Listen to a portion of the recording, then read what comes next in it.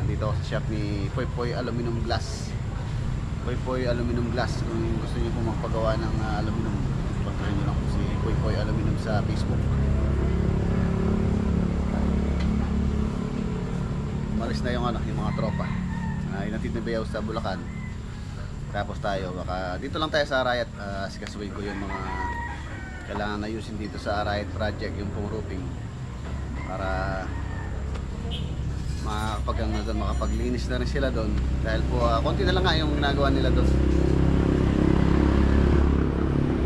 Tapos ito, bukas ilalagay itong malaking glass na malaking bintana doon sa roof deck sa emisyon.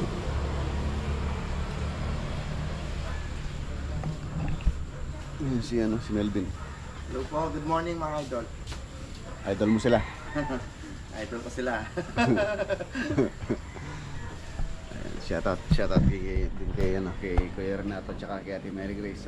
Bali ngayong araw, nakatapos na po yung mga tropa doon. Mga ginagawa nila owner doon. Napakaganda ng bahay. Tapos ang nakakatuwa doon na appreciate po nila ang ano po na may-ari doon. Ang dito. Ang saya sa kinalabasan. Tuwan-tuwa. Napaka generous din nila. Shoutout po kay Kuya Renato at kay Ate Mary Grace.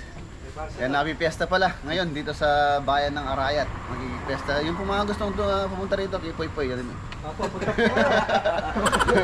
Bumisita sa ano. November 25, piyesta po dito sa bayan ng Arayat. St. Catherine ang ano po namin dito. Patron. St. Catherine. Ayun, maraming nilito si Poy Poy. Nakahanda na po yung lamesa niya doon. Pasyal po kayo dito. Magdala kayo ng baon. Magdala kayo ng baon. Halos po kasi pagka piyesta bayan, nung mga nag-ano lang dito, naghahanda yung dito sa may poblasyon. Yung mga yung barangay kasi may separate piyesta po kasi yan eh. May kanya-kanyang piyesta. Tulad dito sa amin, St. Francis. So hindi na po sila naghahanda. Yung ibang may mga bisitang darating naghahanda, pero karamihan hindi. Halos yung dito lang sa may palengke, sa may poblasyon lang. Happy Fiesta, Arayat, bayan ng Arayat, ngayong November 25. So yun, punta tayo sa Arayat project para masikaso natin dapat asikasuin. Kaya ang importante nga asikasuin ngayon doon, kaya hindi tayo makapunta ng Bulacan tsaka Pangasinan.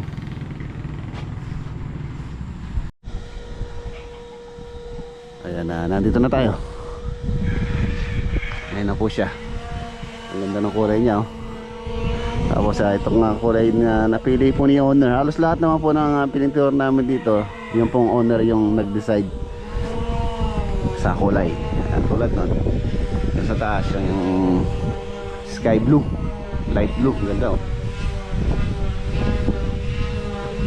Baka daw bukas schedule ni Poy Poy yung paglagay doon sa yung salamin doon. Tulad po niyan. Kailangan na kasi malagay yan para mapakalas na po yung scaffold na to. Isang trabaho din yan pagbabakalas niyan.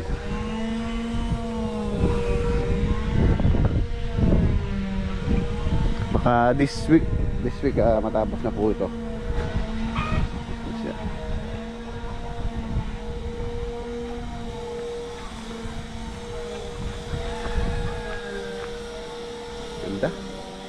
Ang ganda na, malinis pa siyang tingnan ngayon. Dati hanggang dun lang po yan. Ayan, nasubukan ko sa flash screen yung before nito, before nya. Ayan yung before. So, ngayon halos siyang gumanda. Tara, panik. Papalinis na tayo. Linis na.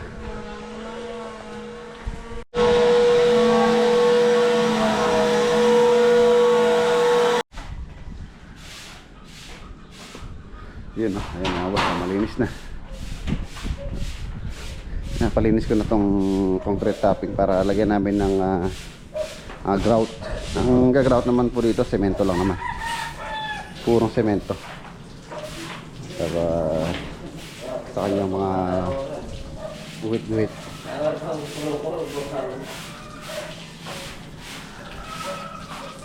Kailangan basahin para hindi na madaling matuyo yung grout.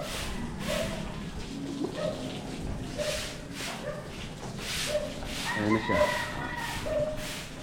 Tapos itong wall na to, bali yung wall na to mga boss, hindi po kasama to. Tulad na sabi ko, pagka daw malapit na umuwi si owner, doon nila pa re-repaint. Para siyempre pag uwi nila, bago. Baka matatagalan pa po yata silang umuwi next year, maybe. Ayan. At least itong roof deck nila, hindi na nila pinangangambahan yung naging problema dito, yung leak. Ito na rin yung pintuan dito. Same design nung groove. Ibabarnisan. Ito kasama to. Yan, ito na pinturahan pong to, buo to. So yan, bago to. Itong ginawa natin. Ceiling niya, same din yung kulay summer sea. Summer sea ang kulay niya. Ganda niya, napakalamig sa mata. Tsaka yung tiles, ang ganda ng tiles. Ang ganda ng napili kong tiles. Bali ako na po yung nag-decision dito, yung tiles na to. Maganda naman siya, malinis. Meron din siyang parang konting kulay blue yan. Bumagay dito sa ceiling tsaka sa floor. Tapos ayan, bukas daw ikakabit ni Poy Poy yung bintana dito. Ayan ang scaffold, naka-ready na rin. So, para pagka naging okay na to, ayan ang baklasin yung scaffolding sa labas para mailipat.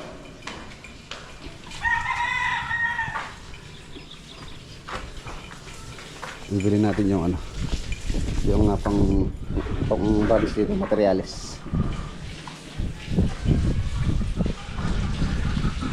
Kakabasay lang basain para hindi po madaling matuyo yung lalagay na grout.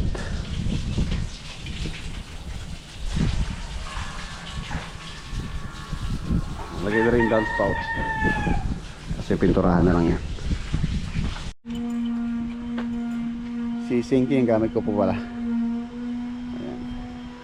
Tapos ayan na, okay na. Bibili lang ako ng pinturang kailangan nila dito. Yung sa may pintuan, yung binabarnisan po namin. Tira muna tayo ng tricycle. Ayan. So tara, balik na lang tayo. Ayan, bibili tayo ng pintura kay Boss Go. Boss Go. Shoutout kay Boss Dexter ng MDMB. Tapos dadalhin natin doon. Kinuha ko na rin compressor sa bahay.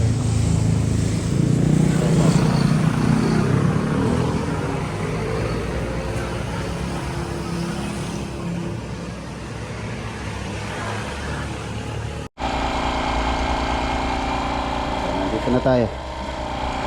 Gagamit na yung compressor na maliit. 1 horsepower. Nag-grout na rin ni Tony. Tuni, kahapon wala ka. Mamimingwit sana tayo. Wala ka eh. Saan ka nagpunta? Nag-gate ka? Ha? Ay boss, pero pagpupunta ng ito nga doon, pasabi na, duwa lang ito. Alam ko, nag-gate kayo ng misis mo eh. Ayan, nagpunta na ako. Ayun, naroto na oh. Ayun, isa, pinudlingan na. Nakantanda kayo na, may siguro na eh. Mais na siguro tatanim nila dito. Halos yung tinatanim po nila dito, palay tapos mais. Mais yung mais na pang ginigik yung ginagawang pigs. Alam mo, mais na to. Nagtudling na sila. Yung pantudling nila oh. Isa nagro-roto, isa nagtutudling. Ang galing oh.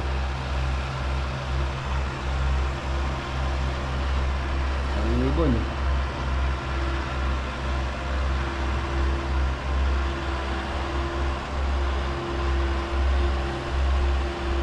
Pagkagad yung tubig, isang daan lang, 4. 1, 2, 3, 4.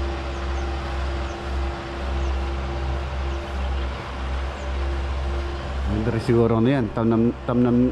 Tamnan ng ampalaya.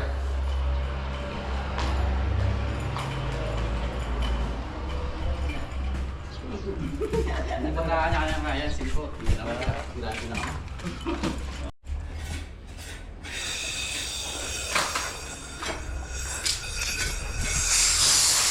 Sana, sila pula.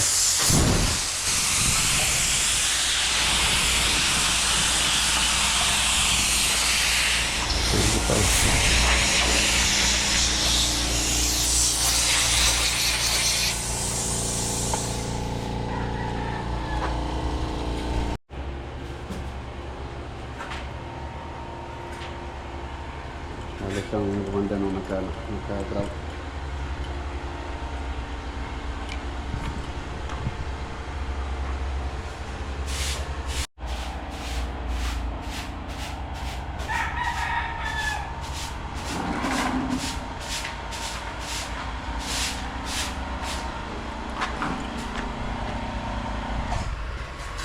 Purong semento.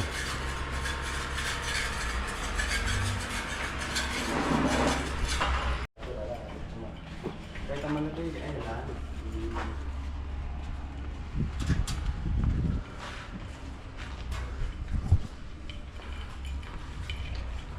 Okay na. Tapos na.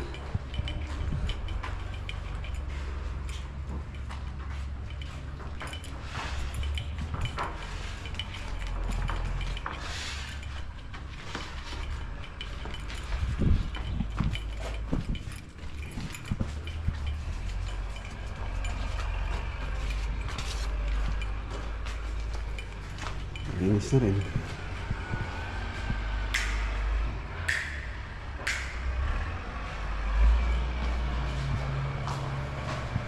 Yan, bukas install na rin yung ano dito. Puntahan natin si Poy Poy.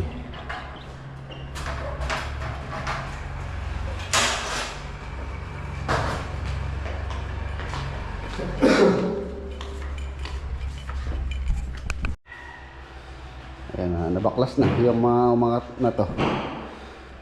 Pwede pa naman po siguro i-ano to, i-repair. Total, natuyo na naman na to. Kahoy po ito eh. Kahoy. Ayan, kahoy siya. Treated floors, matte wood. Matte wood. Ayan, treated floors. Ang nag-i-issue lang ito dahil nga nabasa po siya. Siyempre pagka yung kahoy nabasa, mamaga. Kaya siya umangat dito. So, tingnan natin kung papa-repair ni owner. Saka sa gawin rito kasi wala siyang clamp or ipit. Doon sa gilid-gilid po kasi ang pag-ipit niyan, yung baseboard, ayan, may baseboard siya. Papalinisan natin to. Pababa. Simula sa taas pababa. Total patapos na naman po kami. Ito, pwede po i-repaint. Magiging bago ulit to pagka na-repaint to itong hagdanan. Hindi ko alam kung balak ni owner na papalitan to. Tapos yung pintura sa loob, medyo upas na rin. Receiving. Dito may mga mancha nung dating naging problema nila yung leak. Ayan. Ngayon wala na po yan. Solve na po. So yun, okay na. Okay na yung lakad natin dito. Balik tayo sa farm.